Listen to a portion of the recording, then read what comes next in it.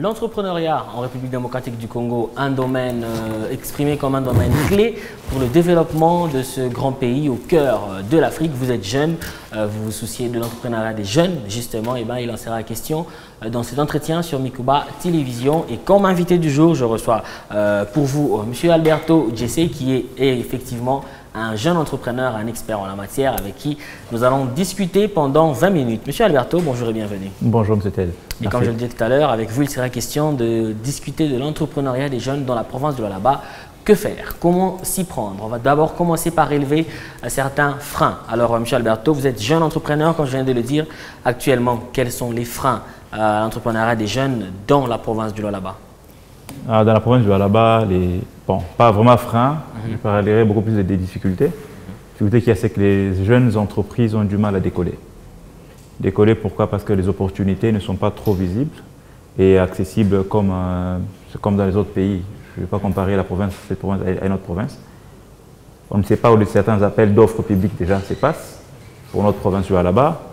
Pour les miniers, on invite beaucoup d'entrepreneurs, mais pour être sélectionné, gagner un appel d'offres qu'on appelle tender en anglais, c'est vraiment un grand challenge.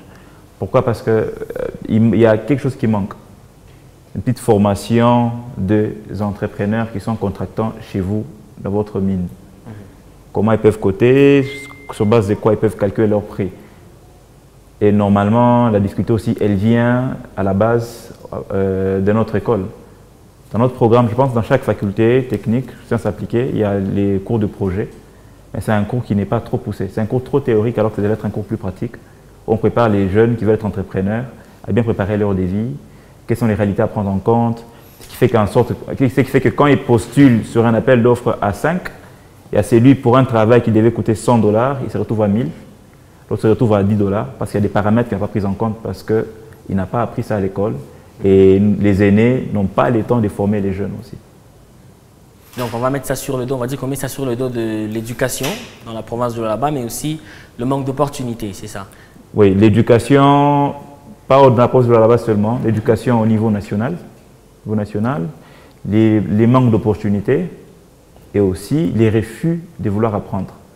Parce que tu veux te lancer dans l'entrepreneuriat. Je prends un exemple, juste pour rire. Moi, j'ai beaucoup de cheveux, quelqu'un veut ouvrir un salon de coiffure. Il va devenir coiffeur. Il doit apprendre les bases de la coiffure. S'il veut avoir beaucoup de clients, il faut qu'il apprenne les bases de la coiffure. Sinon, il va me faire une coupe bizarre, j'aurai encore une grosse tête, puisque c'est ce que j'ai déjà maintenant. C'est pareil que l'entrepreneuriat. Tu te lances dans un domaine, apprends. Et c'est-à-dire, nous aussi, on refuse d'apprendre. Voilà pourquoi beaucoup d'entrepreneurs n'arrivent pas à avancer aussi. Mais comment expliquer le manque d'opportunités dans une province telle que la province du Lualaba? Vous avez dit que c'était un frein et une difficulté, le manque d'opportunités. Nous sommes dans une province minière, la capitale mondiale du cobalt, on va dire, et même le poumon économique de la République démocratique du Congo. Comment manquer d'opportunités dans un tel environnement?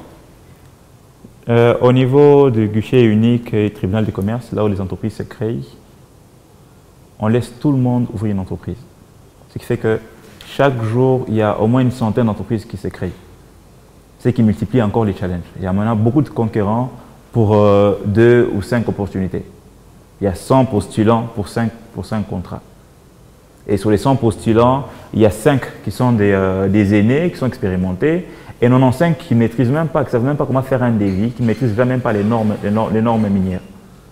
Ouais, c'est-à-dire, chaque jour, on verra toujours les 5 entreprises gagner. Parce que les 95 ne sont pas disposés à apprendre. Quand ils échouent une seule fois, ils abandonnent. Ils ne sont pas persévérants. Et les aînés aussi, parce que c'est les business. Certains ont la mauvaise foi de ne pas vouloir aider les autres, d'autres ont une bonne foi de vouloir préparer les jeunes à prendre la relève. Les opportunités sont là, mais on n'est pas trop près de ces opportunités là-bas. Parce que des fois, quand ils appellent l'offre, on sélectionne quelques entreprises, selon les connaissances aussi et selon les expériences. Et alors, que devrait faire ce jeune Lualabé ce jeune entrepreneur Lualabé qui voudrait, soit un jeune qui voudrait se lancer dans l'entrepreneuriat face à autant de difficultés que venait de relever, l'éducation, le refus d'apprendre ou encore voilà, c'est toute cette concurrence qu'il y a dans un tel climat? Comment devrait s'y prendre un jeune Lualabé? Un jeune Lualabé qui veut devenir entrepreneur, ce que je donnerais comme conseil en quelques lignes, c'est d'abord définir son métier. Qu'est-ce qu'il veut offrir comme service? Et deuxièmement, voir comment vont tes services. Et la troisième chose, c'est préparer les stratégies, qu'on appelle en anglais les business plans. Comment tu comptes maintenant approcher les clients ou les potentiels clients pour combattre les autres et obtenir aussi certains contrats. Ça fonctionne simplement. C'est lui qui a ouvert un magasin hier, il a trouvé un autre magasin qui existait. Pour que les gens arrêtent d'acheter dans ces magasins là-bas, il faut que tu aies certaines valeurs ajoutées. Il faut que les jeunes entrepreneurs, bien celui qui veut se lancer dans l'entrepreneuriat, s'y prépare à ces trois facettes. Mais j'aimerais bien savoir, parce que vous avez parlé de ce frein-là ou de cette difficulté-là lorsqu'il y a des offres d'emploi, des appels d'offres pour tout jeune entrepreneur qui voudrait offrir ses services. On est soumis à cette concurrence-là. Est-ce que la difficulté d'offrir justement ces services-là n'est pas liée au manque de confiance? Parfois, cette jeunesse qui vient, elle est qualifiée d'un peu de tout et à un certain moment, le partenaire peut manquer de confiance également envers ce jeune. Est-ce que le manque de confiance n'est pas très flagrant, on va dire, dans le là-bas? Non, les manques de confiance, pas vraiment, parce que quand tu lances une entreprise, tu crois que tu peux vendre tes services. Alors, les partenaires ont des difficultés à donner certains contrats à certains jeunes entrepreneurs. Pourquoi? Tu fais tout. Ton company profile, tu fournis 20 services. C'est impossible de tout faire. On n'est pas des spécialistes. On veut tout faire. Pourquoi ne pas se limiter à 3-4 services que tu maîtrises et ça te donnera beaucoup plus de chances de gagner. Mais nous, quand on lance, on veut ouvrir une entreprise, mais pour ça, je condamne même les tribunaux de commerce et les guichets uniques à ces points-là, ils doivent commencer à être regardants, que les gens ne puissent pas mettre des multiservices. Donc tu fournis 1000 services, 20 services, et quand tu envoies ton profil d'entreprise, c'est lui qui doit consommer tes services, il dit, mais les gars, il fait tout, c'est déjà compliqué. Et regarde, tu as créé ton entreprise en 2022, tu as acquis ces expériences quand? Est-ce que tu as beaucoup d'employés ou c'est quand on va te donner des contrats que tu vas commencer à engager? Essayons d'abord de limiter le nombre de services, sois spécialisé. Tu fais la menuiserie, tu fais la peinture, tu fais la soudure et tel autre service. Tu te limites là. L'autre fait les cleaning, mais quand on est pluridisciplinaire, ça devient encore aussi compliqué. Les partenaires sont là, ils peuvent travailler avec vous, mais aussi il y a l'approche. Comment tu approches tes partenaires? Comment tu approches les miniers qui veulent te consommer? Comment tu approches le gouvernement qui lance des appels d'offres publics? Comment tu présentes ton offre? Tu débarques comment? Est-ce que tu es venu en babouche quand on te parle, tu es en train de chiquer? Tout ça, il y a des petits paramètres, des petits détails que les gens négligent qui font que tu peux avoir une grosse boîte avec des beaux bureaux, mais la façon dont tu approches les gens, la façon dont tu vends ton entreprise, la façon dont tu présentes ton entreprise fait que tu perds tout alors que tu es qualifié peut-être. Mais aussi, bon, on ne va pas les défendre, mais à un certain moment, nous sommes dans une province, comme je le disais, minière, essentiellement minière. Ce jeune-là qui se lance dans l'entrepreneuriat, il se dit peut-être que s'il est resté sur un seul service, il y aura plus de concurrence, il aura du mal à être pris dans plusieurs entreprises. Du coup, il diversifie un peu ses services. Est-ce que dans ce cas-là aussi, c'est mal faire? Non, ce n'est pas mal faire. Il ne peut pas rester sur un seul service. S'il maîtrise 4 services, il peut mettre les 4. S'il peut maîtriser les 100, il peut mettre les 100. Le problème, c'est que tu mets beaucoup de services, mais quand on t'appelle toi chef d'entreprise pour défendre ton profil, tu n'arrives pas à les faire parce que tu as tellement mis de choses qui ne sont même pas de ton domaine ou tu n'as pas des partenaires qui maîtrisent ces domaines-là. Il peut mettre, c'est bien, pour maximiser les chances d'avoir beaucoup d'opportunités. Mais est-ce que tu seras à même de défendre ton profil d'entreprise? Est-ce que tu seras à même de défendre un appel d'offres si on t'est invité, par exemple dans la soudure, toi tu es médecin, on est lancé dans l'environnement ou dans autre chose, mais tu fais aussi la construction. Si on t'appelait pour la construction, est-ce que tu seras à même de défendre ton entreprise? Par moment, c'est nous-mêmes qui nous bloquons. Ils peuvent mettre beaucoup de services, mais il faut qu'ils arrivent, qu'ils soient à même de les défendre. Sinon, on sera toujours là condamné, les miniers ne nous prennent pas, ils sont dans les mouillouanos, les gouvernements ne nous prennent pas au sérieux, ne nous donnent pas des opportunités, ils sont dans les mouillouanos aussi, alors que c'est nous-mêmes qui faisons tout ça pour ne pas avancer. Et à un moment, il faut qu'on se pose des questions. Qu'est-ce qu'on veut? On veut, parce qu'une entreprise, c'est des business. Ça n'a rien à voir avec une ONG, une ASBL et autres. Tu joues dans l'entreprise pour gagner. Mais comment tu vas gagner? Tu vas gagner dans quoi exactement? Comment tu vas les faire pour y arriver? Quels sont tes clients potentiels? Commence par les petits clients, les gros clients qui sont potentiels, qui peuvent consommer tes produits. Et tu dis bien les marchés avant de te lancer. Tu veux faire la pisciculture à Kassoulou. C'est à Kassoulou, il y a des rivières, il y a des lacs qui produisent des poissons. C'est juste un exemple pour dire qu'il faut étudier les milieux aussi, les types de services à offrir et voir comment rentabiliser. Parce que les temps filent aussi, tu as perdu l'argent. Il faut les récupérer. Alors, puisque nous avons justement la chance et le plaisir de vous avoir sur ce plateau, vous êtes jeune entrepreneur, je le disais, dans la province de la Voix, donc vous avez une certaine expérience. On se le disait tout à l'heure en coulisses que, voilà, au mois de février, le mois de février qui est déjà là, on va dire, la plupart des miniers vont devoir commencer à exécuter leur budget. Alors, pour ce jeune entrepreneur qui a appris justement que les miniers qui commencent à exécuter leur budget à partir du mois de février, le budget entre en vigueur à partir du mois de février, ça veut dire qu'il y aura des appels d'offres à gauche, à droite, ça veut dire qu'il y aura beaucoup de sollicitations de ces jeunes entrepreneurs et que ce jeune-là voudrait également participer ou encore offrir ses services à ces miniers. Avec votre expérience, comment devrait-il s'y prendre? Je vous donne juste mon expérience chez Glencore, à KCC à Moutanda. Il y a des personnes qui sont habilitées à recevoir les offres des services de chaque entreprise. Si vous allez à leur bureau, sur Lusanga ou ailleurs, ils vont vous donner leur procédure. Ces gens-là doivent d'abord commencer par se présenter, faire un mail officiel, déposer une correspondance officielle pour dire « Je suis l'entreprise TED SARL, je fournis tel service ». Ensuite, eux vont lui envoyer leurs conditions à remplir, leurs formulaires à remplir. Dès qu'ils les aura remplis, ils vont maintenant voir par rapport au service que tu fournis, est-ce qu'ils peuvent t'inviter sur une prochaine opportunité d'appel d'offres. Et là, ils peuvent t'inviter. Ensuite, tu peux maintenant coter. Tu peux coter la première fois, tu gagnes parce que tu as bien préparé ton offre. Ou tu peux coter 10 fois, tu ne fais que perdre parce que tu n'arrives pas à bien coter, à soumettre ton offre, aussi accompagner les documents qu'il faut. Ouais. C'est la seule condition et c'est les seuls schémas de pouvoir gagner aussi un appel d'offres dans les secteurs miniers. C'est présenter, être invité et bien coter et soumettre son offre. Et ensuite, juste espérer que tes concurrents puissent être surcotés ou sous-cotés et qu'il manque un document pour gagner. Il n'y a pas d'autre formule magique que ça. Mais une question qui me vient à l'esprit, nous sommes, c'est vrai, dans une province minière, mais quand même l'État est partout. Ça veut dire que vous n'allez pas quand même me dire que dans des services étatiques ou que l'État congolais n'a pas besoin des sous-traitants, n'a pas besoin des jeunes entrepreneurs. Par exemple, est-ce que dans la province du Lualaba, on va dire que le secteur de l'entrepreneuriat doit s'intéresser nécessairement aux mines, où l'État congolais n'a pas différents services, où des jeunes peuvent offrir des services dans la sous-traitance, par exemple? L'État congolais a besoin des sous-traitants. Je prends un exemple. Quand vous allez au gouvernement, au bâtiment du gouvernement, là il y a les gouvernorats, c'est qu'une étoile, c'est des sous-traitants. Quand vous allez à la mairie, il y a beaucoup de sous-traitants. L'assainissement sur la ville, c'est des sous-traitants. Ouais. Il y a beaucoup de services à faire, mais tellement que les jeunes veulent gagner très vite. Ils se disent, avec les miniers, j'ai plus de chances de me taper un gros profit.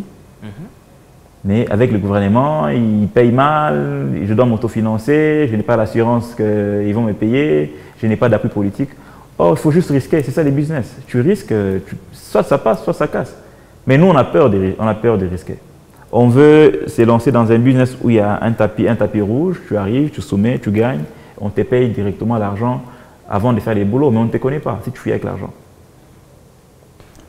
Également, parlons aussi d'expérience parce que la grande jeunesse en tout cas se plaint d'expérience pour dire que lorsque je vais pour fournir, vous l'avez également souligné à un moment, l'expérience, une entreprise par exemple qui ouvre en 2022, d'où viendrait son expérience en 2023, c'est une grande question que les partenaires se posent. Mais finalement, qu'est-ce qu'on fait? On ouvre, on chôme, on essaie d'acquérir de l'expérience dans des bouquins parce que quand je me retrouvais devant mon partenaire, il va me demander où est-ce que j'ai eu cette expérience finalement. Comment le jeune devrait faire face à cette difficulté-là de ce manque d'expérience aujourd'hui qui est une réalité pour beaucoup de jeunes? Non, ils ouvrent leur entreprise et ils se battent pour trouver des opportunités. Et ils font bien leur boulot. Leur premier client fera leur pub, ils auront un deuxième, un troisième, un quatrième. C'est comme ça qu'ils vont acquérir l'expérience. Mais nous, ce qu'on fait, c'est quoi? C'est qu'on ouvre une entreprise. Sur LinkedIn, sur les réseaux sociaux, c'est une grande entreprise. Mais quand on vous voit en vrai, bon, je ne vais pas minimiser, c'est juste pas une entreprise à la même image qu'on vend sur les réseaux sociaux. Mais on doit beaucoup plus investir dans l'expérience. Chercher même des petits contrats. Un contrat qui te rapporte 100 francs, ce n'est pas les montants qui priment, c'est faire bien les boulots et avoir de l'expérience. C'est ce qui est important. Et ainsi de suite, vous allez faire connaître quand on va vous demander vos références. Parce que les miniers demandent toujours des références. Vous avez déjà construit tel type de bâtiment où j'ai déjà construit c'est M. Ted Dizamba, chez telle personne, ils vont vérifier et tu auras beaucoup de chances de gagner l'appel d'offres sur lesquels tu as soumis. Très vite, on va dire en 2 minutes, une avant-dernière question. Aujourd'hui, face à la situation économique de la RDC que l'on connaît ne pas être très stable, comment un jeune pourrait évoluer dans une telle situation économique qui bouge à tout instant? Comment ce jeune pourrait évoluer dans l'entrepreneuriat? Pourquoi ne pas se mettre en groupe? Ça, c'est une question que je pose souvent. Regardez un truc très simple. Quand les Indiens, les Chinois se retrouvent dans les autres pays, ils sont pratiquement en famille, ils s'entraident. Mais nous autres, quand on rappelle une opportunité ou bien une idée de projet, c'est d'abord nous-mêmes Congolais qui cassons les autres en les décourageant. Non, ça ne va pas marcher. Pourquoi ne pas aller payer carrément en Chine cet équipement au lieu de les fabriquer localement? C'est-à-dire que s'il y a déjà telle grande entreprise qui les fournit, toi, fais carrément autre chose. Nous sommes les premiers à se décourager. Mais si on pouvait se mettre en groupe et affronter la réalité ensemble, on pouvait évoluer. M. Ted Dizamba gagne un contrat pour construire un bâtiment de 10 niveaux. Pourquoi ne pas utiliser Lualaba SARL pour faire l'excavation? Il prend Kolwezi SARL pour élever les murs. Et puis il prend Kasulu SARL pour faire l'électricité. Et à la fin, il prend Lulu SARL pour faire la finition. Mais c'est vous qui avez le contrat. Vous pouvez aussi sous-traiter les autres personnes.